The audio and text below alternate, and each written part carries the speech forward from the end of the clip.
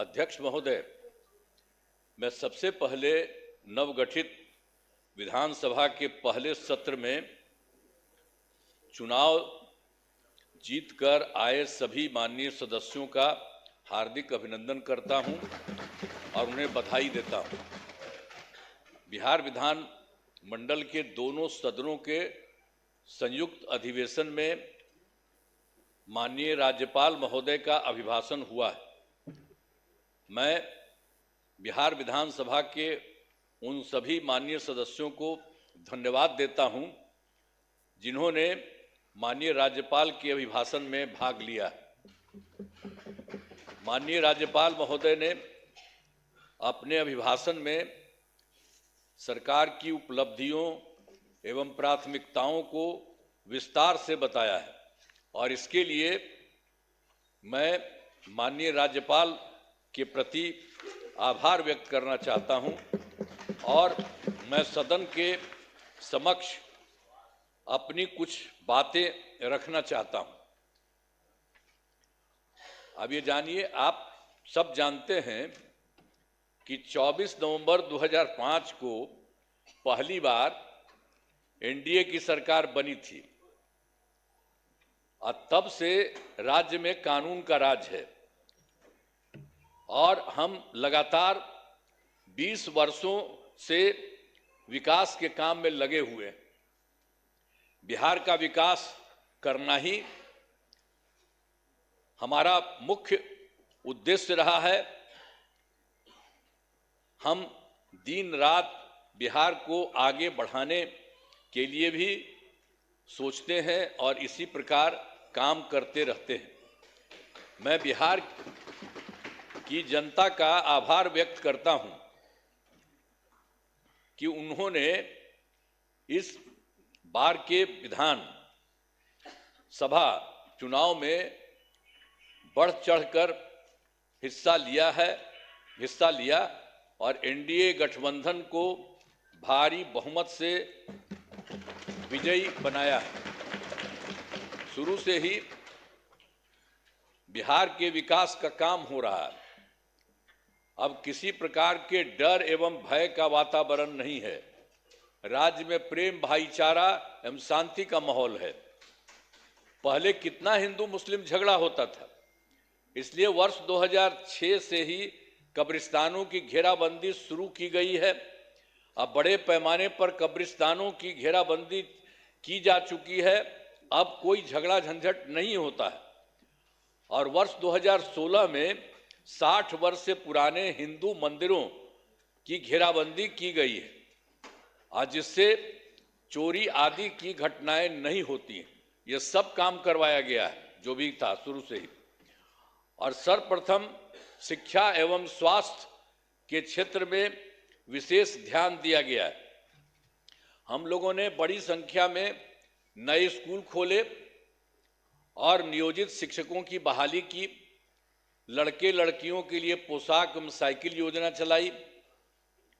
बिहार लोक सेवा आयोग द्वारा 2,58,000 सरकारी शिक्षकों की बहाली की गई है और वर्ष 2006 में 3,58,000 नियोजित शिक्षक बने थे, जिसमें से बिहार लोक सेवा आयोग द्वारा 28,976 1976 सरकारी शिक्षक बन गए।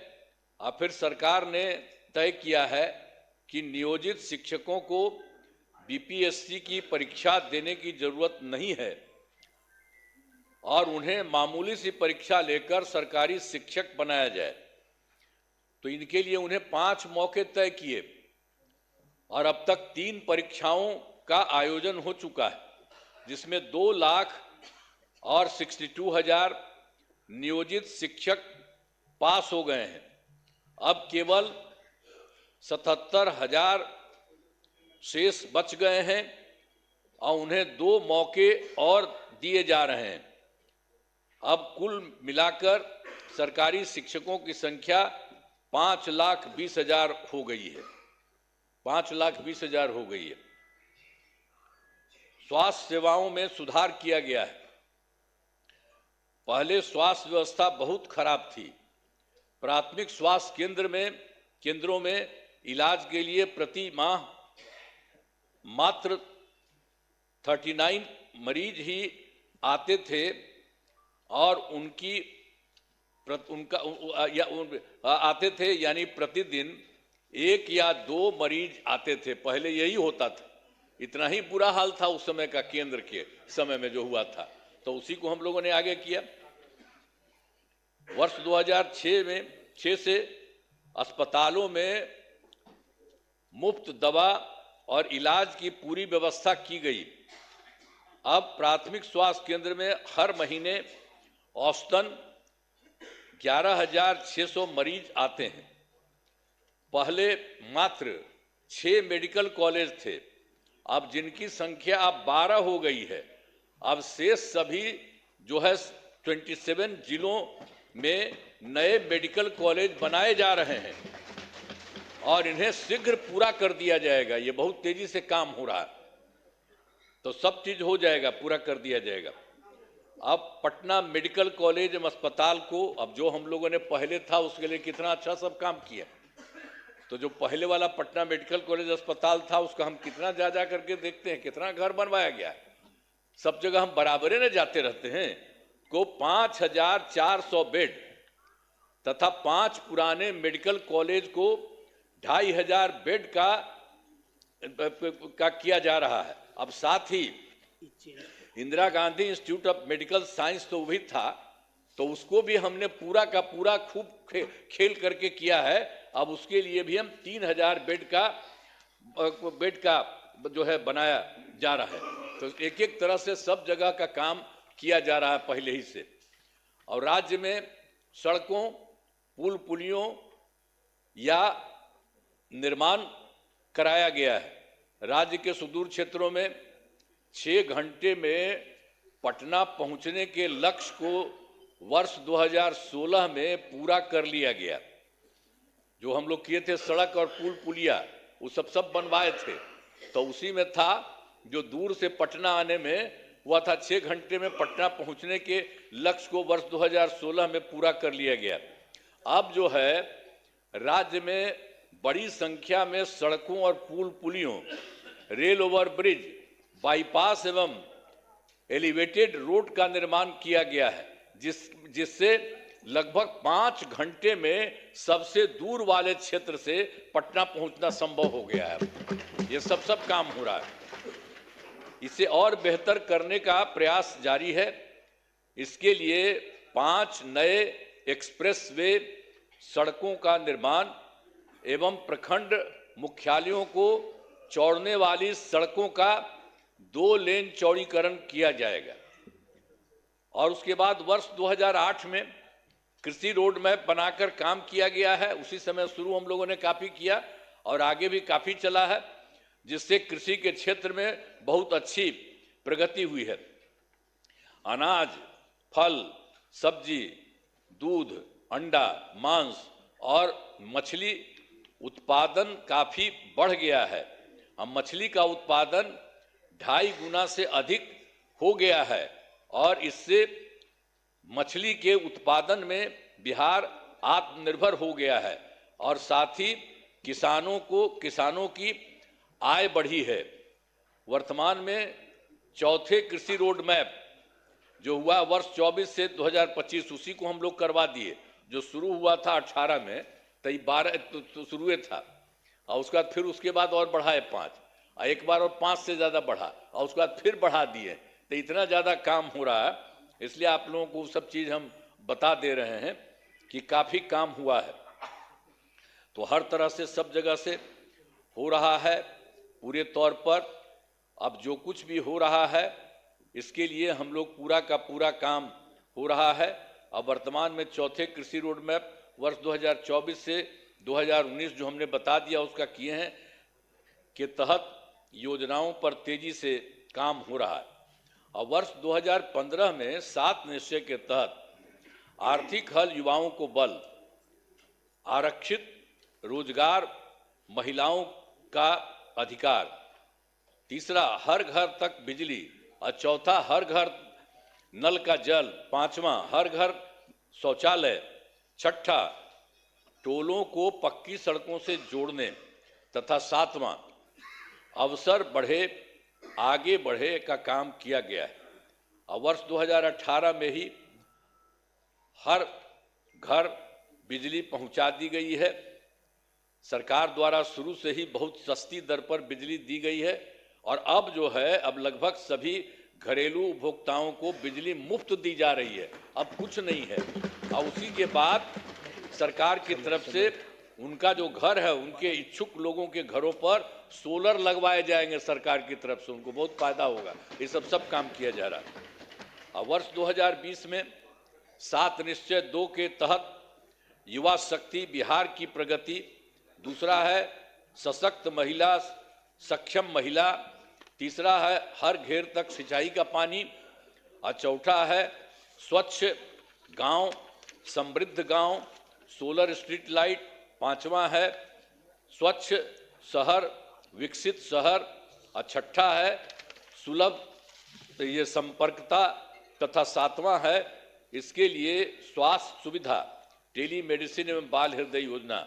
सभी पर काफ़ी काम हुआ है, और जो भी काम बचे हैं उन्हें शीघ्र पूरा किया जाएगा। ये सब हो जाएगा, सब चीज़ का। और आप जानते ही हैं 2020 में और काम किए थे। 7 निश्चय 2 के तहत ही महिलाओं के लिए 10 लाख नौकरी और 10 लाख रोजगार देना शुरू किया। तो एक तो हो गया, 10 लाख युवाओं को सरकारी नौकरी हो चुकी है, लेकिन जो हम लोग 10 लाख रोजगार की बात किए, उसका तो एकदम सीधे धीरे बढ़ते बढ़ते अब 40 लाख लोगों को रोजगार दिया जा चुका है। तो आप सोचिए, 10 20 न था, तब 10 और 40 होकर के 50 हो गया।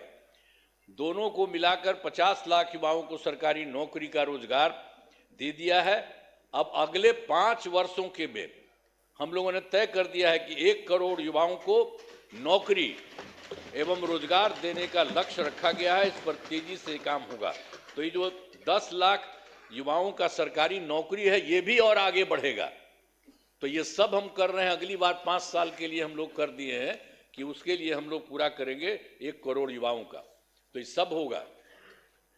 और फिर महिलाओं के लिए वर्ष 2006 में पंचायती राज संस्थाओं एवं वर्ष 2007 में नगर निकायों में महिलाओं के लिए 50% आरक्षण से शुरुआत की गई। अब तक 4 चुनाव हो गए हैं। सब कुछ शुरू में कर दिए थे हम लोगों ने कर दिए थे 16 में पंचायती राज संस्थाओं में, और 7 में किए थे नगर निकायों में, और सबको महिला का 50% कर दिए। वो सब तो है ही, और उसका 4 चुनाव उसके अलावे भी चल रहा है, वो बहुत अच्छा हुआ। और वर्ष 2013 से पुलिस में 35% आरक्षण दिया है हम लोगों ने। अब जान लीजिए, अब बिहार पुलिस में महिलाओं की संख्या देश में सबसे अधिक है। और वर्ष 2016 से महिलाओं को सभी सरकारी नौकरियों में 35% आरक्षण दिया जा रहा। पहले बिहार में स्वयं सहायता समूह की संख्या बहुत कम थी, वो पहले बड़ा खराब था, तो इसीलिए हम लोगों ने किया। वर्ष 2006 में विश्व बैंक से कर्ज लेकर राज्य में स्वयं सहायता समूह का गठन किया, और उसका नाम हम लोगों ने जीविका दिया। जीविका दीदी भी कहते हैं। और कितना बढ़ा हुआ, अब स्वयं सहायता समूह की संख्या बढ़ गई, और जीविका दीदियों की संख्या 1 करोड़ 40 लाख हो गई। अब इसके बाद हम लोगों ने 2024 में भी किया कि शहरी क्षेत्रों में भी नहीं होता है, वो भी हो। अब शहरी क्षेत्रों में स्वयं सहायता समूह का गठन हो रहा। अब जान लीजिए कि इसमें लगभग 4,34,000 जीविका दीदियां हैं, और इनका गठन लगातार और भी बहुत तेजी से काम हो रहा है शहरी क्षेत्र में भी। तो ये सब काम हो रहा। तो वर्तमान में महिलाओं के रोजगार के लिए एक नई योजना, मुख्यमंत्री महिला रोजगार योजना शुरू की गई है, जिसके तहत हर घर की एक महिला को 10,000 रुपये के दर से अब तक 1 करोड़ 56 लाख महिलाओं को एक राशि दी जा चुकी है। शेष महिलाओं को राशि दे दी जाएगी। अब जिन महिलाओं का रोजगार अच्छा चलेगा, उन्हें 2 लाख रुपए तक की सहायता दी जाएगी। ये सब काम करना जा रहा है। सरकार ने शुरू से ही सभी तबकों का विकास किया है, चाहे हिंदू हो, मुस्लिम हो, अपर कास्ट हो, पिछड़ा हो, अति पिछड़ा हो, दलित हो, महादलित हो, सभी के लिए काम किया गया। हम मुस्लिम समुदाय के लिए भी हमने काफी काम किया। मदरसों को सरकारी मान्यता दी गई है, उनके शिक्षकों को अन्य सरकारी शिक्षकों के बराबर वेतन दिया गया है। अब सभी वृद्धजनों, दिव्यांगजनों और विधवा महिलाओं को मिलने वाली पेंशन की राशि 400 रुपये से अभी बढ़ा करके हम लोगों ने कर दिया है, 1100 रुपये कर दिया गया, जिससे 1 करोड़ 14 लाख लोगों को फायदा हो रहा है। अब विकास कार्यों में जो कमी रह गई उसे पूरा करने के लिए वर्ष 2024 के दिसंबर एवं 2025 के सरकारी जनवरी फरवरी माह में हम जो गए थे, मैंने प्रगति यात्रा के दौरान सभी जिलों में जाकर विकास कार्यों को देखा और जो कमी रही उसे पूरा करने के लिए पूरे बिहार के लिए 430 नई योजनाओं की स्वीकृति दी गई है और हर जिले में जो कुछ भी है उसके लिए काम किया जा रहा है। सभी जिलों में इन योजनाओं पर काम शुरू हो चुका है। इन सभी कार्यों को शीघ्र पूरा करा लिया जाएगा। अब इसके अलावा बिहार के विकास में अब केंद्र सरकार ने भी कितना बड़ा सहयोग किया। बिहार के विकास में केंद्र सरकार का पूरा सहयोग मिल रहा है। जुलाई 2024 में 24 के बजट में बिहार को विशेष आर्थिक सहायता के रूप में सड़क, उद्योग, स्वास्थ्य, पर्यटन, बाढ़ नियंत्रण के लिए बड़ी राशि देने की घोषणा की गई है केंद्र सरकार के द्वारा जुलाई 2024 में। और फिर फरवरी 2025 के बजट में बिहार में मखाना बोर्ड, एयरपोर्ट की स्थापना, पश्चिमी कोसी नहर के लिए वित्तीय सहायता आदि की घोषणा की गई है। और फिर वर्ष 2018 में देश के कुछ राज्यों में खेलो इंडिया यूथ गेम्स का आयोजन हुआ था। अब इस वर्ष खेलो इंडिया यूथ गेम्स का आयोजन बिहार में हुआ है, जो गौरव की बात है। इन सब के लिए आदरणीय प्रधानमंत्री श्री नरेंद्र मोदी जी का हम नमन करते हैं। सब करिए ना नमन, एक बार हाथ उठा के बढ़ाइए। तो सब काम किए, सब कुछ कर रहे हैं। आप लोग काहे नहीं करते हैं? आप लोग भी कहिए। सबके लिए काम कर रहे हो सब तरह से, तो इसीलिए हम आपको कह रहे हैं। तो इसके लिए आदरणीय प्रधानमंत्री श्री नरेंद्र मोदी जी का नमन करते हैं। आदरणीय प्रधानमंत्री जी कई बार बिहार आए हैं तथा उनके द्वारा विकास कार्यों का शिलान्यास शुभारंभ किया गया है। बहुत बार हम आते हैं पटना और चारों तरफ देखते हैं और सबके लिए फायदा करते हैं। तो ये सब काम हो रहा है। इन सभी योजनाओं पर अब तेजी से काम हो रहा है। तो मतलब जो बिहार के माध्यम से और केंद्र के माध्यम से इतना हो रहा है कि अब जान लीजिए कि इस बार जो हम लोग आए हैं, अब आप समझ लीजिए कि बहुत आगे बढ़ेगा, बहुत विकसित होगा आगे। इस बात को जान लीजिए। हमने आप क्या सुना ना भाई, सुना ना। बैठे बैठे पहले था बतवा मेरा सुनबे, बैठे बैठे मत बोलिए। अब काहेला कर रहे हो? सुनो प्लीज बैठे बैठे मत बोलिए। हमने आपको पहले ही बताया है कि हमारी सरकार ने पिछले 20 वर्षों में विकास के अनेक काम किए हैं। इस क्षेत्र में काम हुआ है, चाहे शिक्षा हो, स्वास्थ्य हो, सड़क हो, बिजली हो, कुर्सी हो, महिला सशक्तिकरण के लिए बहुत काम हुआ है। समाज के हर तबके के लिए सरकार ने काम किया है। इस बार बिहार के लोगों ने भारी बहुमत से एनडीए, नेशनल डेमोक्रेटिक अलायंस को जिताया है। अब विकास की गति को और तेज किया जाएगा। केंद्र सरकार का भी पूरा सहयोग मिल रहा है। आने वाले 5 वर्षों में विकास के अनेक काम किए जाएंगे।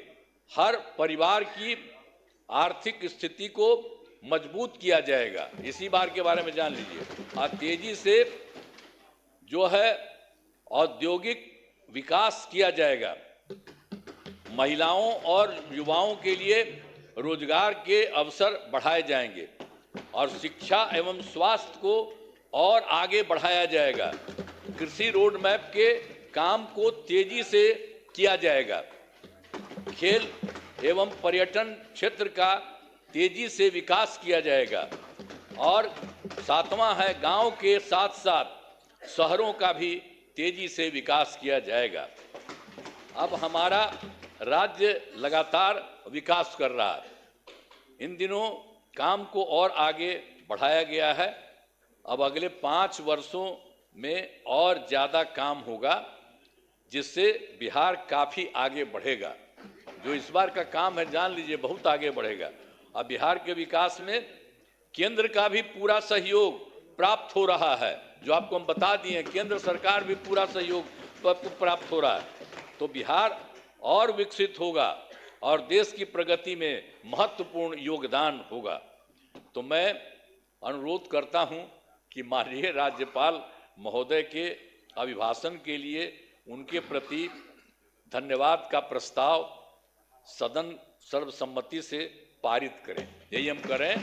बहुत चीज़ उनको जो दिया था वो भी कर दिए हैं और ये सब आपको बता दिए हैं कि बहुत सारा काम हो रहा है और तेजी से काम हो रहा है। इन्हीं शब्दों के साथ मैं अपनी बात समाप्त करता हूं। बहुत बहुत धन्यवाद। आप लोग काहे नहीं कर रहे हैं? काहे नहीं कर रहे हैं? ये सब लोग कर रहे हैं। अरे भाई, अरे सब के लिए फायदा है। अरे भाई, अब हम तो 2 बार, अब तो थोड़ा थोड़ा आपको रखे हुए थे, तो कितना हम कमा किए थे। आप तो सब मेरा बतवा मान लेते थे।